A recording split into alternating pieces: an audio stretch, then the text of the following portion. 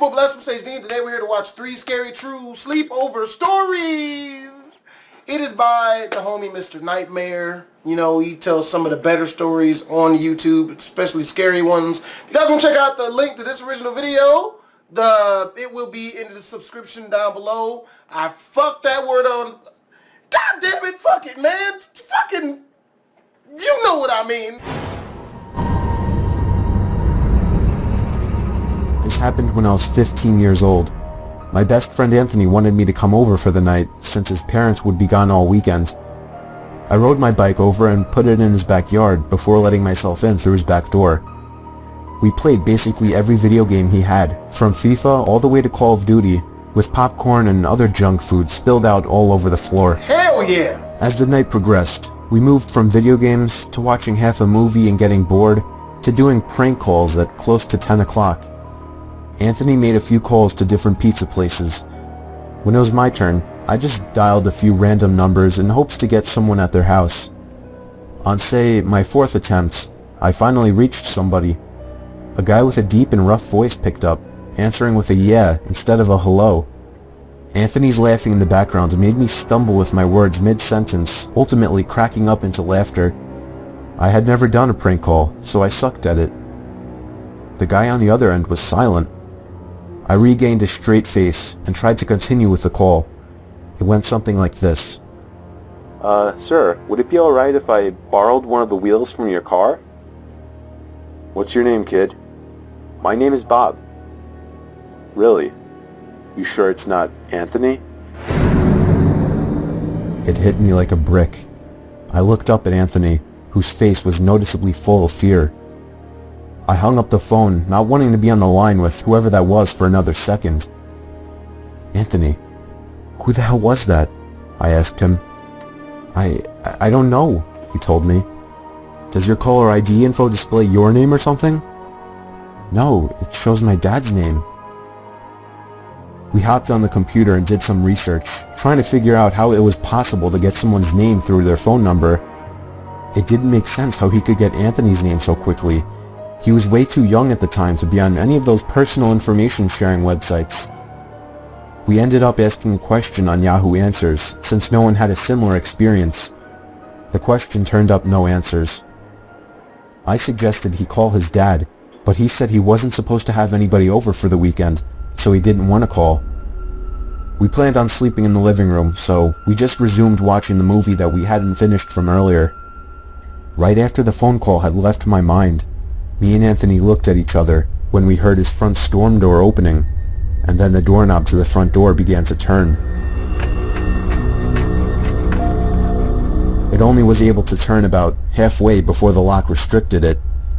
Anthony turned off the TV, and I went over to the window to see who it was. I spread the blinds open. There was a tall guy standing outside. He noticed the blinds moving, and turned to look at me. I practically threw the blinds back into place. Me and Anthony hid in the kitchen, listening for any more noises.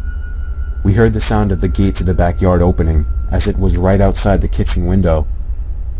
God damn it, I said. I forgot to shut the back door. Anthony urged me to run and shut it. I made it to the hallway leading to his back door, and froze. There was a silhouette standing outside the back door. I don't think he noticed me, but he was surely looking into the house. He opened the door and stepped inside. I tiptoed to the kitchen and motioned for Anthony to follow me upstairs. We made it to his room as quietly as possible, pulling the door shut to avoid making any noise. We crawled under his bed. He had cloth covering the bottom of his bed, so you couldn't see anything under it unless you actually moved the cloth. The doors downstairs all opened, each one getting closer to the stairs. Thumps finally began up the stairs, and he was right outside the door now. The door to the room opened. I could hear Anthony's breathing. It was too loud. Footsteps moved over to the closet, and then the closet opened. I could hear the coat hangers being slid around as the fabric of the jackets and coats rubbed against each other. Footsteps moved over to the bed and stopped. I felt like my heart was about to explode out of my chest. Anthony's breathing was too loud. I had to cover his mouth with my hand. Nothing but silence in the room now.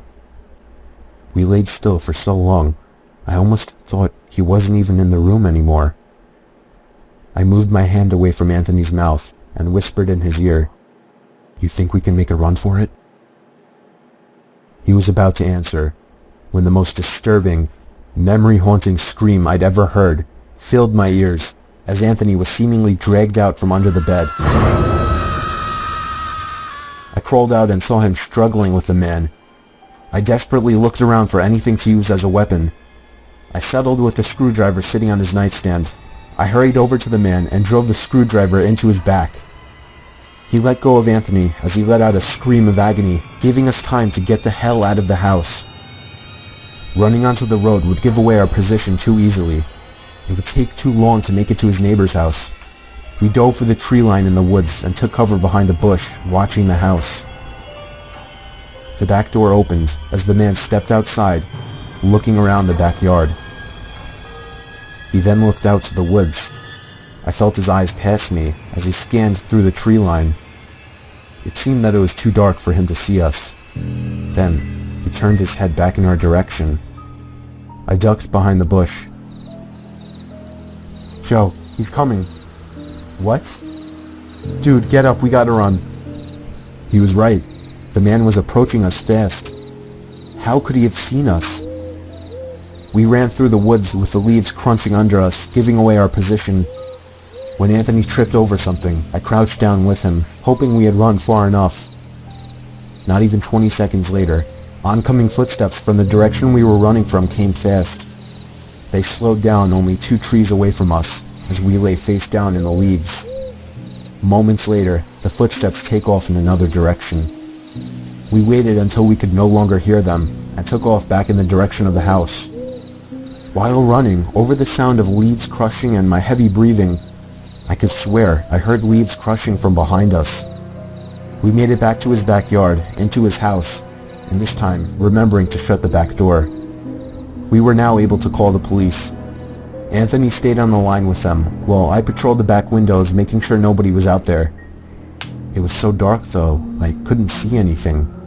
So I did something that seems stupid today.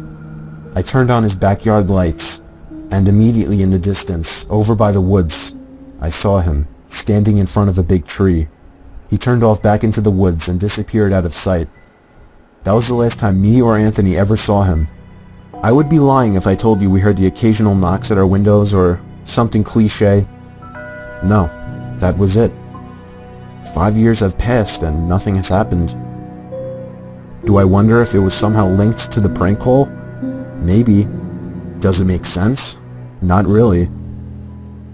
But yeah, this was the story of how me and my still best friend Anthony almost died during a break-in. Get a gun! I need to get a gun. I don't have any weapons. I need to... Me and my wife have had our fair share of arguments, but there was this one night that she wouldn't stop bitching over the stupidest shit. It got to the point where I forgot to put the toilet seat down, and she lectured me at the top of her lungs with an ear-piercing voice that I just couldn't take it anymore.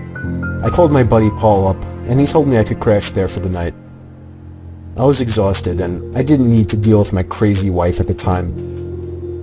Paul had a huge house, which was another thing my wife always yelled at me about, how all my friends have nicer houses than us. We had a few beers and had a bro chat. He suggested I stay there for as long as I needed, but I assured him I'd only stay for one night. I didn't want to be a bother. I slept in one of his guest bedrooms.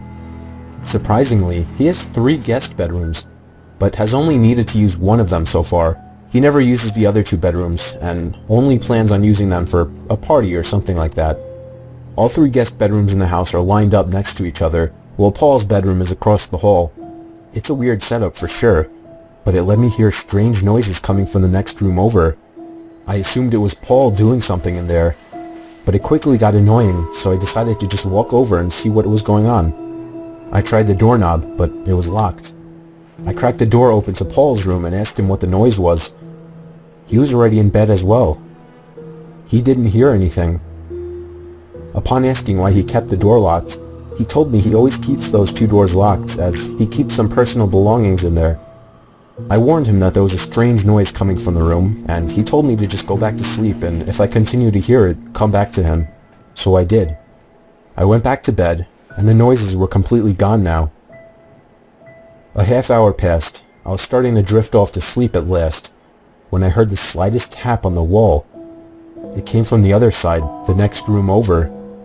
It was followed by a faint voice.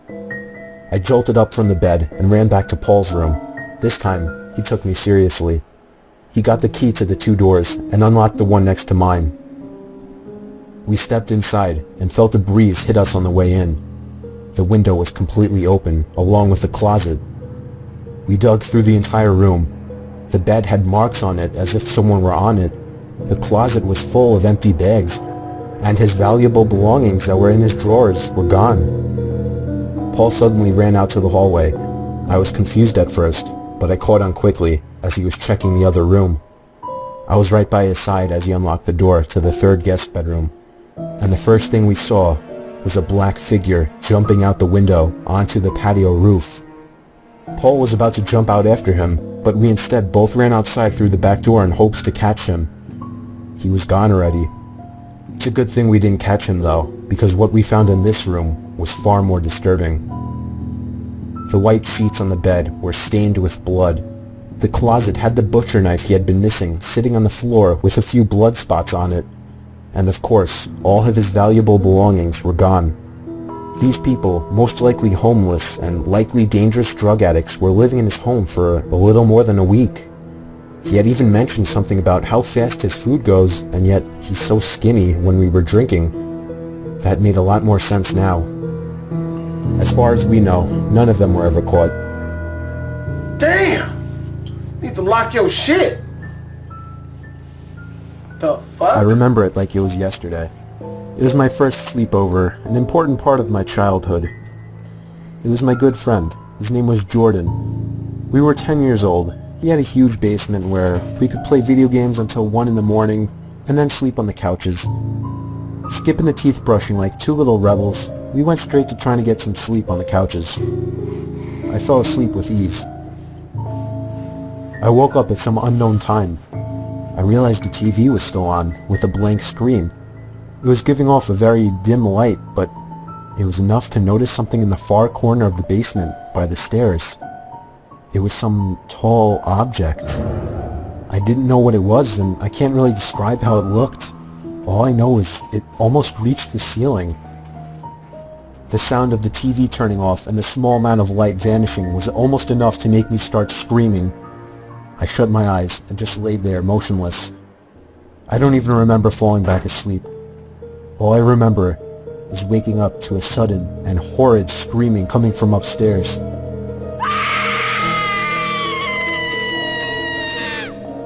It was Jordan's mom. He woke up as well, and we looked at each other before sprinting upstairs to his parents' room. His mom was sitting there crying as his dad was turning the room upside down looking for what she saw. He barged out past us looking for anybody in the house, but there was nobody in the house. No signs of entry or exit. I'm still friends with Jordan today, and the last time I've brought this up, he said his mom doesn't like to talk about it, but she did once admit she saw a tall dark figure standing by their bedroom door. I'm undoubtedly sure that's what I saw in the basement that night. Instantly time to move. Fuck out of Dodge. Not about that life. Hope you guys enjoyed the video. If you did, make sure to check out Mr. Nightmare's channel. The link to this original video is in the description below. Use that to get there. As always, if you guys enjoyed this video, make sure to comment, like, and or subscribe. It's your boy BlastphamousHD. Twisms. Make sure to check out my prank channel. I'm uploading 2 brand new pranks every single week, as this one you see on the left. Click the annotation if you want to watch that, or look in the description where I'll leave a link for the people who are on phones. And as always, BlastphamousHD out.